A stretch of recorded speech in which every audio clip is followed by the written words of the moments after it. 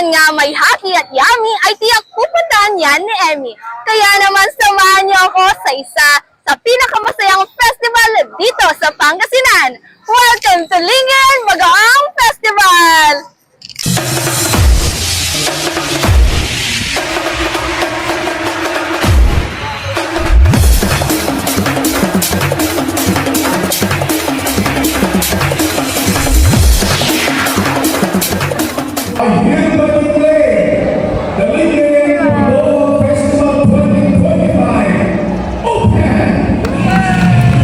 Before we dive into all the fun, food, and festivities, we start with something very important. A Misaya Pisa Salamat or Thanksgiving Mass. It's our way of showing gratitude for the opportunity to celebrate and for all the people working hard to make the event happen. After Misaya Pisa Salamat, pumunta naman tayo sa Day 1 activities which are the Taway-Taway Food Showcase and the Lingawan Cooking Competition. Itsura pa lang ay busog na ako dahil sa nagsasarapan at nagbobonggahang sinerve nila sa Taway-Taway Food Showcase. Talaga namang dinumog at pinagkaguluhan para lang matikman ang mga produkto ng Lingayenense. At syempre, hindi na ako nagpahuli. As a food lover, syempre hindi ko papalagpasin ang moment na ito kaya go Emmy! I-push mo na yan! Nagsimula na nga rin magluto ang mga participants sa Lingawan Cooking Competition. And the highlight of this competition is that all dishes are made with bagoong. Yes, mga kainis, lahat ng pagkain na nakikita nyo dyan ay gawa with bagoong. So ngayon, paano nga ba ginagawa ang bagoong? Hello mga kainis! Welcome to MM's Bagoong Factory! Tara!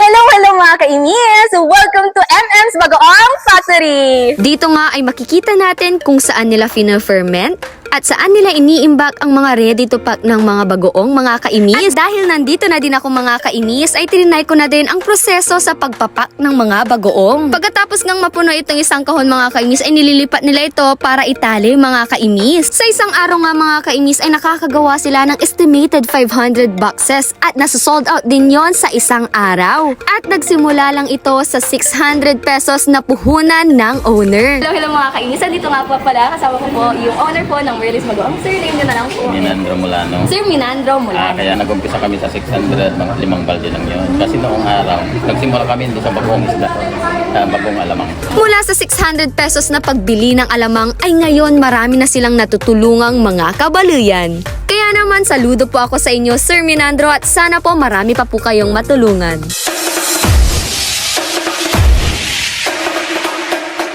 Happy Lingayen Bagoong Festival 2025! Happy Lingayen Bagoong Festival 2025! Happy Lalutan Retalan! Ito na nga ang dito ng Lingayen Bagoong Festival mga kainis, kung saan naganap ang kalutan at dalan at syempre ang Battle of the Bands. Nagkantahan, nagsayawan at nagpakita ng pagkakaibigan, pagkakaisa at pagiging masayahin ng mga Lingayenense. Happy Bagoong Festival!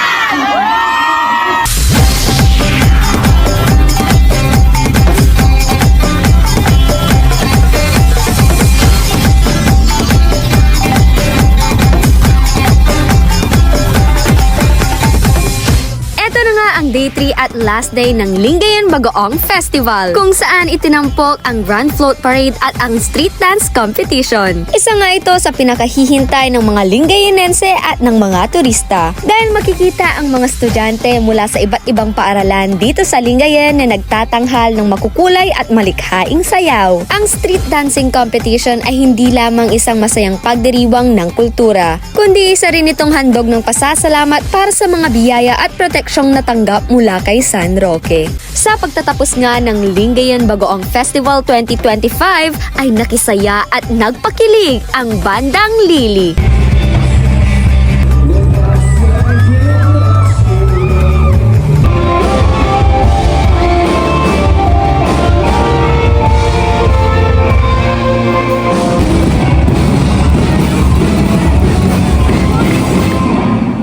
And that's it for the Lingayen Bagoong Festival 2025. What an amazing experience! Arangkada Lingayen! Ano, see you next year?